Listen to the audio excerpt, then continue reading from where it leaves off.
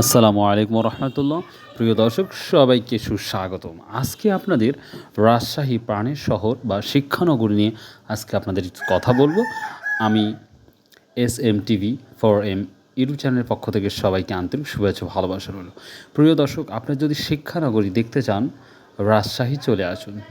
রাজশাহী এত সুন্দর করে সাজিয়েছে যা অকল্পনীয়।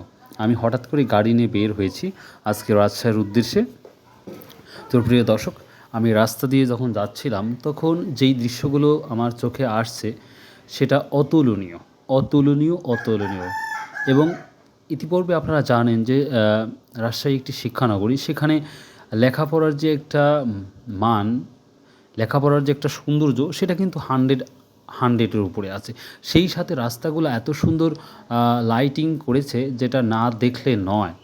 আমি আসলে ভিডিও না করে পারলাম না, যার কারণেই আমি গাড়ি চালানোর সময়ই ভিডিওটা করতে বাধ্য হলাম। আশা করি এই ধরনের ভিডিও আপনাদের নিঃসন্দেহে ভালো লাগবে।